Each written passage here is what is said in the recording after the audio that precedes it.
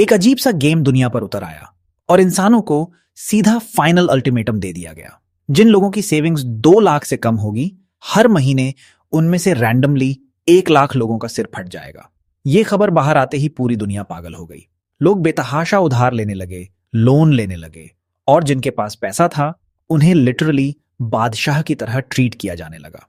लेकिन फिर एक दिन रूल्स ने ऐसा पलटा खाया कि सब कुछ उल्टा हो गया। शुरुआत में मुझे लगा ये सब फेक है, कोई घटिया प्रैंक है, लेकिन एक महीने बाद दुनिया भर से न्यूज फूटने लगी। सच में लोग सड़कों पर चलते चलते अचानक सिर फटने से मर रहे थे। संस्थाओं ने हिसाब लगाया और मरने वालों की गिनती ठीक 1 लाख निकली। सबसे डरावनी बात यह थी कि उन सबकी सेविंग्स 2 लाख से कम थी। बस फिर क्या था, पूरी दुनिया हिल गई। फिर भी कुछ लोग मानने को तैयार नहीं थे। उनका कहना था कि यह किसी हिडन ऑर्गेनाइजेशन का खेल है, कोई दुनिया को छुपकर कंट्रोल कर रहा है, और यह हेड एक्सप्लोजन उसी का सिक एंटरटेनमेंट है। हर देश ने कारण ढूंढने की कोशिश की, लेकिन हर रिपोर्ट में एक ही बात आई, सबका दिमाग अचानक सूझकर फट गया था। जब मैंने सुना कि हर देश यही कह रहा है, तब मेरे अंदर सच में डर बैठ गया। आखिरकार मैं भी अपने कई कॉलीग्स की तरह बॉस के ऑफिस में घुस गया। च्यूआई सर, मैं। दरवाजा खुलने की आवाज से च्यूई बापी चौंक गया और झुंझलाकर बोला, सैलरी एडवांस नहीं मिलेगी, और मेरे पास तुझे उधार देने को भी पैसे नहीं हैं। निकल बाहर। ये सुनते ही मैंने अपनी आंखों में उभरती हत्या वाली चमक छुपा ली। मन ही मन सोचा, एक दिन तुझे भी साथ लेकर जाऊंगा। ऑफिस से बाहर निकलते ही मैंने सेकंड हैंड प्रॉपर्टी ऐप खोला और अपना ऑनलाइन लिस्टेड घर देखा।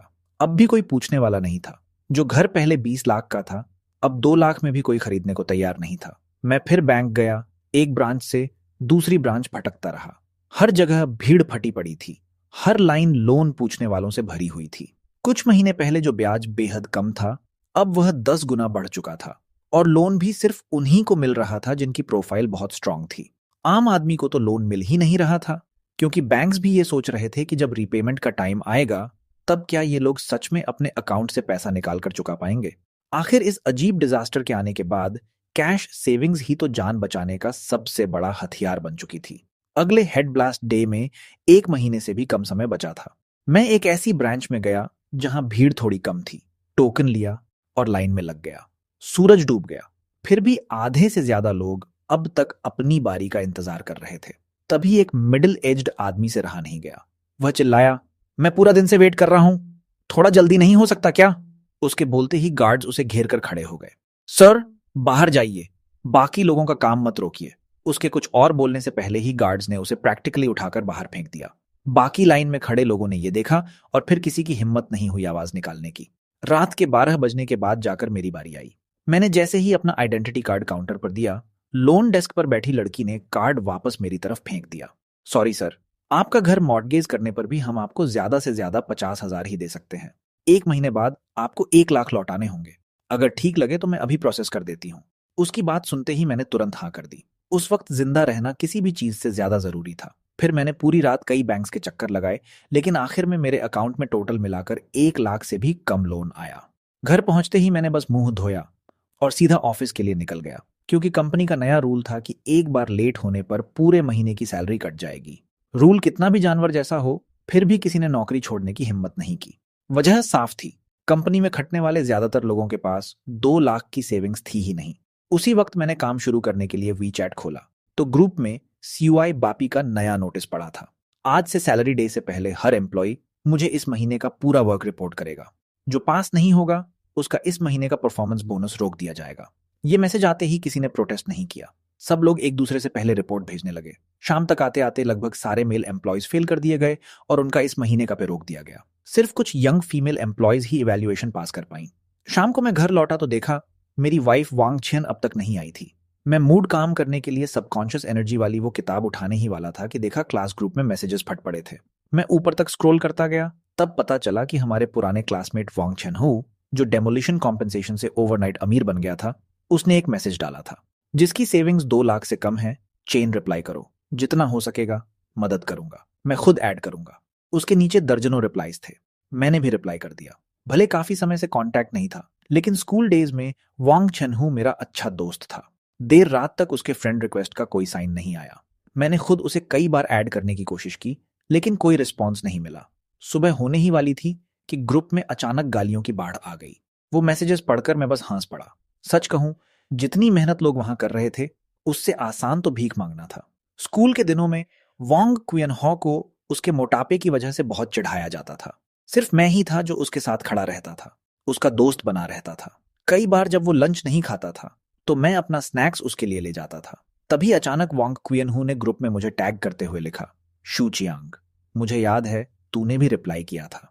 उस समय तू मुझे किसी भिखारी की तरह तरस खाकर अपने बचे हुए स्नैक्स दिया करता था। वो सब मैं भूला नहीं हूं। तुझे पैसे चाहिए? ठीक है, एक वीडियो बनाकर भेज जिसमें तू घुटनों के बल बैठकर डॉग फूड खा रहा हो और उसे इसी ग्रुप में डाल। शायद तब मैं तुझ पर थोड़ा तरस खा लूं। मैंने ठंडे टोन में जवाब दिया, वांग चेनहू, बस दुआ कर वो दिन कभी ना आए जब तुझे मुझसे मदद मांगनी पड़े। ये भेजते ही मैंने जल्दी से अपना ईमेल आर्काइव खोला और मुझे पुराना एक वीडियो मिल गया जिसमें वांग क्वियन हॉ पर किसी ने पेशाब फेंक दिया था और वह रोते हुए मुझसे हेल्प मांग रहा था। मैंने वो वीडियो ग्रुप में फॉरवर्ड कर दिया और लिखा, जरा खुद भी देख ले उस समय तू कैसे रो रो कर मुझसे मदद मांग रहा था। बस फिर ग्रुप फट पड़ा। जिन मेल क्लासमेट्स को वांग चेनहू ने बेवकूफ बनाया था वो सब उस पर टूट पड़े और जमकर मजाक उड़ाने लगे। उसने कई लंबे वॉइस मैसेजेस भेजे। सुनकर ही लग रहा था कि उसके पुराने घाव पर किसी ने नमक नहीं, एसिड डाल दिया हो। लेकिन मैंने वो वॉइस नोट्स सुने ही नहीं क्योंकि मुझे फिर से कंपनी जाना था और इस बार मैं कोई बापी से आखिरी बार मिलने वाला था। ऑफिस में घुसते ही मैंने पहले से तैयार की हुई गर्म कॉफी सीधे उसके चेहरे पर फेंक दी, फिर उसकी डेस्क पलट दी। कोई बापी तिलमिला उठा, शू चियांग, तुझे नौकरी से निकाला जाता है। कल हेड ब्लास्ट डे है, जा मरने का इंतजार कर।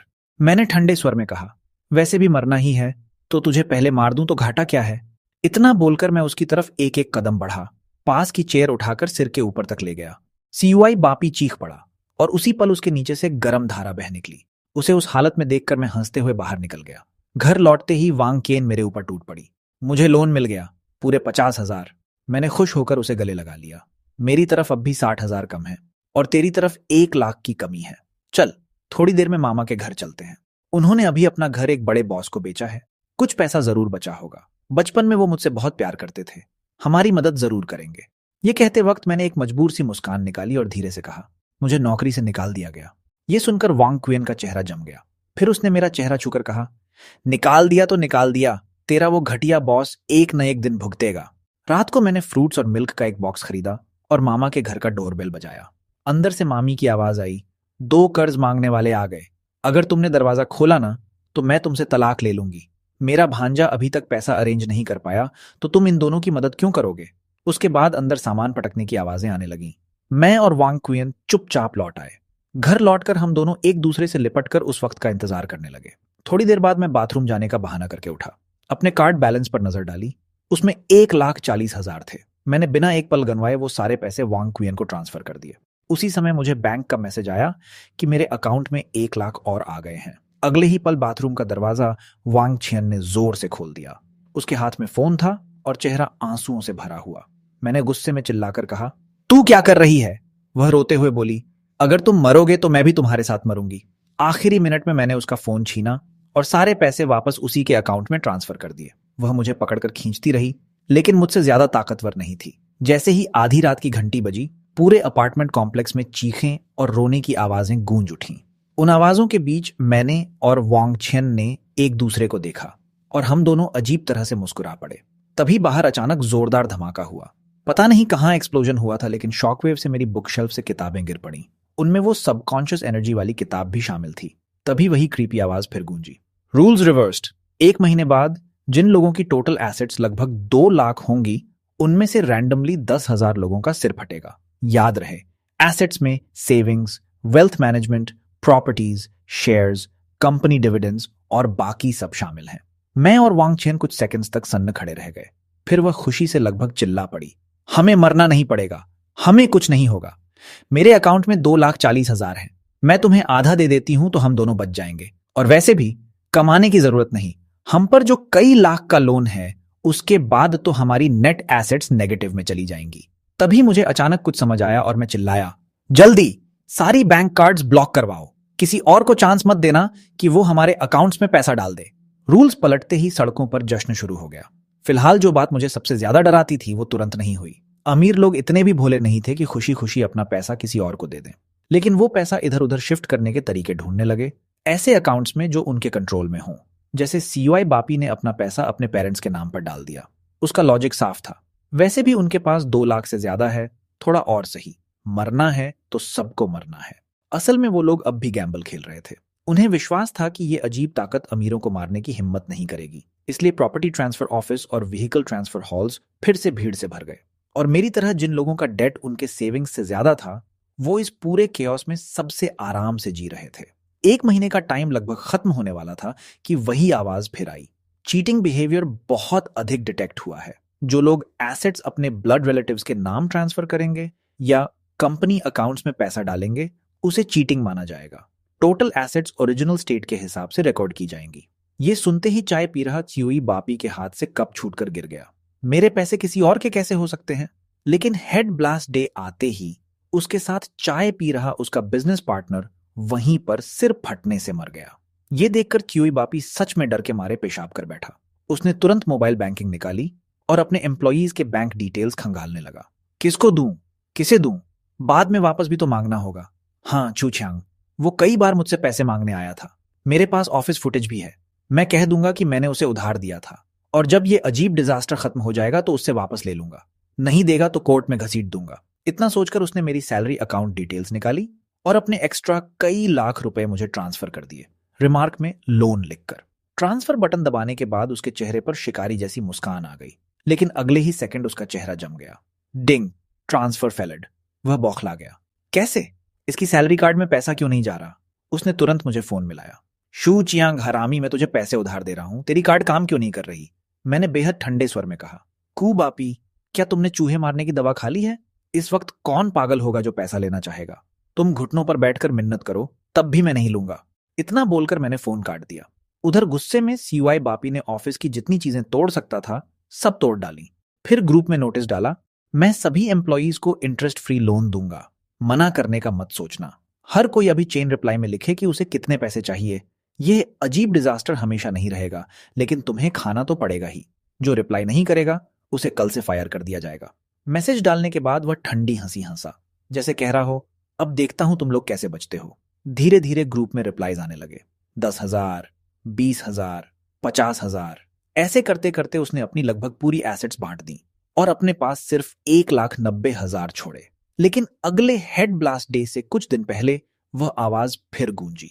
इंसान सच में सब कुछ चाहता है। जो भी व्यक्ति किसी और को लोन देगा उसे उसकी रिसीवेबल एसेट माना जाएगा, यानी वही पैसा उसकी खुद की एसेट काउंट होगा। फेक प्रॉपर्टी ट्रांसफर को भी चीटिंग माना जाएगा। ऐसे मामलों में सीधा हेड ब्लास्ट होगा। क्या? कोई बापी का दिमाग वहीं सुन्न पड़ गया। मैंने इतनी मेहनत से कमाए पैसे ऐसे ही दे दिए? मैं नहीं मानता, वो पैसा मेरा है। लेकिन अगले ब्लास्ट डे के आते ही फिर 10,000 लोग मारे गए। उनमें सीवाई बापी का बिजनेस पार्टनर भी था। उसने भी पैसे एम्प्लॉयज को लोन की फॉर्म में बांटे थे, और फिर भी उसका सिर फट गया।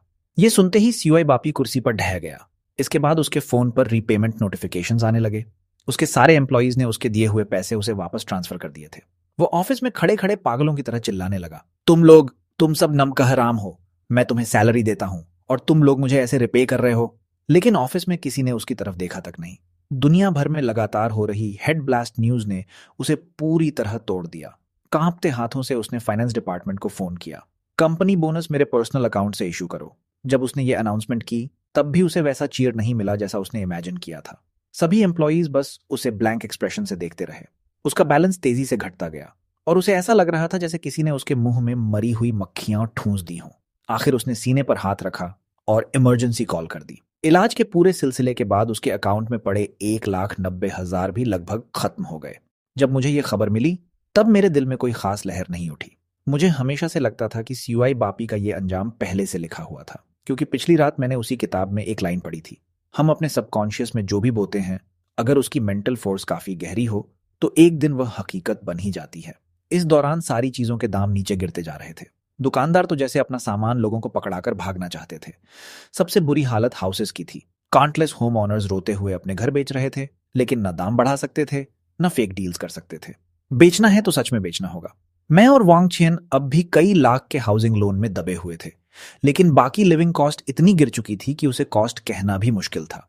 घर की मार्केट वैल्यू भले मिट्टी में मिल गई थी, लेकिन यही मैसिव डेट मेरे लिए अब सबसे बड़ा सेफ्टी शील्ड बन चुका था। कम से कम मुझे अगले दिन सिर फटने का डर नहीं था। अगले ब्लास्ट डे से ठीक पहले मामी का फोन आया। चाओ चियांग, मैं और तुम्हारे मामा वाला ये घर तुम्हें बेच दें, ठीक है? तुम बस 10,000 दे देना, महीने के आखिर तक काम हो जाएगा। मैं ठंडी हंसी हंसा। Fake property deal? आप हमें मरवाना चाहती हैं? उधर से मामी की आवाज तुरंत कड़वी हो गई। अपने ही घर के लोगों के लिए इतना भी नहीं कर सकते? और वैसे भी जरूरी नहीं कि वो अजीब ताकत पकड़ ही ले। तुम्हें याद नहीं बचपन में तुम्हारे मामा तुम्हें कितना प्यार करते थे? मैं कुछ बोलता, उससे पहले उसने आगे कहा, इतना बड़ा घर है, क्या तुम सच में इसे अपने नाम नहीं करवाना चाहते? और तुम दोनों पर वैसे भी हाउसिंग लोन है ना? अच्छा, ऐसा करते हैं, तुम्हारे कजिन के नाम की सेविंग्स लिमिट क्रॉस हो गई है, तो वो पैसा पहले तुम्हारे पास रखवा देते हैं। एक इंसान के लिए 2 लाख की लिमिट होती है। जब ये सब खत्म हो जाएगा तब तुम दोनों उससे 2 पुराने कपड़े खरीद लेना, एक कपड़ा 2 लाख का, बस पैसा वापस हो जाएगा। उसकी योजना इतनी साफ थी कि जैसे उसके अबैक्स के मोती मेरे चेहरे पर आकर टकरा रहे हों। मैंने धीमी आवाज में कहा, आपको डर नहीं कि ये अजीब ताकत सुन रही होगी? तभी मामी हिस्टेरिकल हो गई। नालायक! अगर तुम्हारे मामा नहीं होते तो तुम आज जिंदा भी नहीं होते। मैं हंस पड़ा। मुझे पता है मेरे लिए अच्छा कौन था मेरे मामा। आपसे उसका आधा भी रिश्ता नहीं है। ये सुनते ही उसने बगल में किसी पर चिल्लाकर कहा, निकम्मे, तुम बात करो इससे, और फोन काट दिया। अगला ब्लास्ट डे आया और मामी मर गई। उसने घर को फेक सेल में अपनी मायके साइड को ट्रांसफर कर दिया था। चीटिंग पकड़ी गई, उसका सिर फट गया और साथ में उसने अपने मायके वालों को भी फंसा दिया। मेरे दिल में कोई लहर नहीं उठी। ये सब उसकी अपनी करनी थी। वांग क्वियन तो ये सुनकर पसीने पसीने हो गई। उसे राहत थी कि मैंने उस दिन साफ मना कर दिया था, वरना हम दोनों भी इस चक्कर में फंस जाते। तभी अचानक वांग क्वियनहू ने मुझे फ्रेंड रिक्वेस्ट भेजी। मैंने लगातार 5 बार रिजेक्ट कर दिया। उसके बाद उसने ग्रुप में मैसेज छोड़ा, किसके पास अभी लाइफ कोटा बचा है, हेल्प चाहिए। अब मीडिया ने उस अमाउंट को, जो किसी की एसेट्स और 2 लाख के बीच का गैप था, लाइफ कोटा कहना शुरू कर दिया था। अमीर लोग अपना पैसा बस यूं ही किसी को देकर नहीं मरना चाहते थे, इसलिए वो पागलों की तरह कंज्यूम करने लगे। लेकिन दुकानदार भी बेवकूफ नहीं थे। प्राइसेस पहले ही बहुत लो थे। 5 सितारा होटल तक में 5 रुपए की बोल जैसा हाल हो चुका था और ज्यादा दुकानों ने तो शटर ही गिरा दिया था। अमीरों के पास पैसा था लेकिन खर्च करने की जगह नहीं थी। आखिर उन्हें हम जैसे उन लोगों की तलाश करनी पड़ती थी जिनके पास अभी लाइफ कोटा बाकी था, यानी टेक्निकली गरीब लोग। अब तो मुझे रोज काउंटलेस कॉल्स आने लगे। लोग मुझसे कहते, थोड़ा पैसा रख लो, बाद में इंसानियत के नाते लौटा देना। लेकिन मैं अपनी जान दांव पर क्यों लगाता? 2 लाख के जितना करीब जाओगे, मौत उतनी पास आएगी। वांग क्वियनहू की मदद की गुहार पर किसी ने ध्यान नहीं दिया। आखिर वह ग्रुप में सबको गालियां देने लगी। ब्लास्ट डे वाली रात मेरे दरवाजे पर नॉक हुआ। मैंने पीप होल से देखा और सामने वांग क्वियनहू खड़ी थी। शुक्वांग, गुड ब्रदर आया है, दरवाजा क्यों नहीं खोल रहा? स्कूल में जब सब मुझे चिढ़ाते थे तब सिर्फ तू ही मेरे साथ था। भूल गया? उसे देखकर मैं बस स्प्लिशलेस रह गया। वाह, टाइमिंग देखो, ना पहले ना बाद में। ठीक ब्लास्ट डे से ठीक पहले तू मेरे घर पर आई है। मुझे बेवकूफ समझ रखा है क्या? वह लगातार दरवाजा पीटती रही। चियांग गे, बस इस बार हेल्प कर दे। मैं अपनी सारी एसेट्स तुझे दे दूंगी। अगर तुझे कुछ हो गया तो कसम खाती हूं भाभी का ख्याल रखूंगी। अगर ऐसा ना करूं तो इंसान कहलाने लायक नहीं रहूं। उसकी बात सुनकर मैं हंस पड़ा। मतलब मैं इसकी जगह मर जाऊं, फिर ये मेरी वाइफ भी ले जाए और एसेट्स भी वापस समेट ले? इसकी प्लानिंग तो मेरी मामी से भी निकली हुई थी। मैं दरवाजे के पीछे से हंसकर बोला, पागल है क्या? मैं यहीं पीप होल से देखूंगा आज तेरा सिर फटता है या नहीं। मैंने दरवाजा खोला और बेहद ठंडी नजर से उसकी तरफ देखा। मेरे एक्सप्रेशन से उसके घुटने जवाब दे गए और वह वहीं घुटनों पर गिर पड़ी। बचाओ छूछियांग, सिर्फ 1 मिनट बचा है ब्लास्ट डे में, इस बार बचा लो। अगर तुम बच गए तो मैं जरूर एहसान उतारूंगी। दफा हो। मैंने उसे एक लात मारकर पीछे गिरा दिया। उसके चेहरे पर एक खतरनाक चमक आई। एक्सुछियांग, अगर तू भाईचारा नहीं देखेगा तो मुझे भी रूथलेस होना पड़ेगा।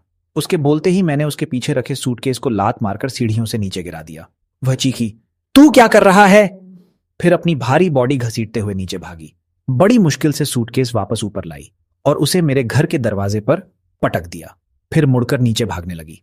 क्षुछियांग, गिफ्ट है तेरे लिए, सिर्फ 10 सेकंड्स बचे हैं, अब ये तेरा हुआ। फिर वह जोर से चिल्लाई, मैंने तो नहीं लेना वापस। अजीब ताकत के बापों। छूछियांग ने एक्सेप्ट कर लिया, अब मुझे मत पकड़ना। लेकिन उसके बोलते बोलते मैंने सूटकेस फिर एक लात में सीढ़ियों से नीचे भेज दिया। मैं ठंडी हंसी हंसा। इतनी चीप ट्रिक? लगता है इंटरनेट यूज नहीं करती तू। अब तो ऑनलाइन लोगों ने एसेट्स जल्दी ठिकाने लगाने की पूरी गाइड बना दी है। तेरा ये आखिरी सेकंड वाला गिफ्ट ट्रिक बहुत गरीब लोगों को मरवा चुका है। मैं पहले से रेडी था। तू मुड़कर भागती उससे पहले ही मैंने सूटकेस नीचे भेज दिया। मैं ऊपर से देख रहा था और वांग क्वियनहू सूटकेस को पकड़कर फिर सीढ़ियां चढ़ रही थी। चांगे, हेल्प कर दे एक बार। लेकिन उसकी बात पूरी होने से पहले ही उसका सिर फट गया। सूटकेस खुला और उसमें भरे गोल्ड बार्स सीढ़ियों पर बिखर गए। सीधे मॉर्चुरी वाले आए और उसकी बॉडी उठा ले गए। वो गोल्ड बार्स वैसे ही पड़े रहे, किसी ने छुआ तक नहीं। ऐसे ऐसे करते हुए पूरा 1 साल गुजर गया। आखिरकार monthly head blast death count 10,000 से नीचे आ गया। इसका मतलब साफ था, अब दुनिया में लगभग कोई ऐसा नहीं बचा था जिसकी एसेट्स 2 लाख से ऊपर हों। इस 1 साल में मैंने एक और बात वेरीफाई की। जिन लोगों ने 10,000 में हाउसेस खरीदे थे, उनका सिर नहीं फटा, क्योंकि अब उन हाउसेस की रियल वैल्यू सच में 10,000 ही रह गई थी। ये समझते ही मैंने मार्केट बॉटम पर 3 घर खरीद लिए। मेरे अंदर एक अजीब सा इंट्यूशन था कि ये गेम जल्द ही फिर रिवर्स होने वाला है। और ठीक उसी वक्त वो विशाल क्रीपी आवाज फिर गूंजी। Strange game paused. जिन लोगों का सिर फटा था वे अपनी जगह पर रिवाइव होंगे। बस इतने से शब्द थे, लेकिन दुनिया फिर केओस में डूब गई। जिन लोगों ने 10,000 में हाउसेस बेच दिए थे वे पागल हो गए। जिन रिच लोगों ने अपनी फॉर्चून्स प्रैक्टिकली फेंक दी थीं वे भी पागल हो गए। काउंटलेस लोग चिल्लाने लगे, उस गेम के दौरान हुई बाइंग सेलिंग वैलिड नहीं है, मेरा घर वापस करो। जिन 3 हाउसेस को मैंने खरीदा था उनमें से बेचने वाला एक लिस्टेड कंपनी का छोटा शेयर होल्डर ली हाउ था। वह पहले से फाइनेंशियली फ्री अपर क्लास आदमी था, लेकिन 1 साल में फिर सड़क पर आ गया था। उसने सीधे मुझे फोन किया, उन 3 हाउसेस को चुपचाप वापस कर दो, मैं तुम्हें कॉम्पेंसेशन में 60,000 दे दूंगा। तुम लोगों जैसा आदमी 1 साल में 30,000 भी नहीं बचा पाता होगा। मैं हंस पड़ा, जहां ठंडक लगे वहीं जाकर बैठ जा। यह सुनकर ली हाउ की आवाज सख्त हो गई। मैं वार्न कर रहा हूं, मेरे कनेक्शंस तुम्हारी औकात से बाहर हैं। चाहूं तो तेरी रोजी रोटी छीन लूं, समझा? मैं मुस्कुराया, मेरी कोई नौकरी ही नहीं है। फिर मैंने और मजे से कहा, वैसे भी गेम अभी पॉज हुआ है। इन 3 हाउसेस की प्राइस अब तेजी से ऊपर जा रही है। मैं सोच रहा हूं थोड़ी देर में इन्हें रेंट पर चढ़ा दूं और जिंदगी भर नौकरी ही ना करूं। ली हाउ पूरी तरह पागल हो गया। ठीक है, तू देख लेना। इतना कहकर उसने फोन काट दिया। फोन रखते ही मेरे दरवाजे पर धमाका हुआ। मैंने पीप होल से देखा और बाहर वही वैंग चेनहू खड़ी थी जिसका सिर फटा था। वह सच में रिवाइव हो चुकी थी। वह पागलों की तरह डोर पीट रही थी, बाहर निकल, सिर्फ इसलिए कि तूने मेरी मदद नहीं की। मुझे एक बार मरना पड़ा, अब मैं वापस आ गई हूं और इस बार मैं तेरा सिर फोड़ूंगी। मैंने उसे दरवाजा पीटने दिया। वांग क्वियन डरकर पुलिस को फोन करने लगी, लेकिन कॉल लग ही नहीं रहा था। मैंने कहा, रहने दो, अभी जिन जिन का सिर फटा था सब रिवाइव हुए हैं, पुलिस के बस की बात नहीं। बाहर से वांग क्वियन हो की गालियां और धमाके बढ़ते जा रहे थे। मैंने दरवाजे की तरफ देखते हुए ठंडी आवाज में कहा, वैंग चेनहू, एक गेम खेलें? मैं बिना रुके बोलता गया, चाहे वह बाहर से कितनी भी गालियां दे रही हो। गेम यह है कि तू जितनी भी गंदी गाली बोलेगी तेरे शरीर से उतना ही 500 ग्राम फ्लैश कम होता जाएगा, इसलिए जुबान साफ रखना। बाहर से वह फिर भी लगातार गालियां देती रही, लेकिन जैसे ही उसने अगली गाली पूरी की, बाहर से उसकी दर्दनाक चीख उठी। आह, मेरा पैर, मेरा पैर कहां गया? क्या किया तूने? मैं पीप होल से देख रहा था। वह जमीन पर लौट रही थी, फिर भी मुंह से गालियां निकले जा रही थीं। मैंने धीरे से कहा, टेंशन मत ले, तेरे शरीर का एक बड़ा हिस्सा तो वैसे भी उसी खाने से बना है जो स्कूल के समय मैं तुझे खिलाया करता था। मैं बस अपना हिस्सा वापस ले रहा हूं। यह सुनते ही आखिरकार उसने रोते हुए माफी मांगना शुरू किया। मैं मुस्कुराया, चल एक और गेम खेलते हैं। अब तू हर बार दिल से रिग्रेट करेगी तो तेरे शरीर में 500 ग्राम वापस आ जाएगा। उसने फौरन हामी भर दी। सॉरी चांगे, मुझे एहसान फरामोश नहीं होना चाहिए था। मुझे तुझे अपने साथ नहीं घसीटना चाहिए था।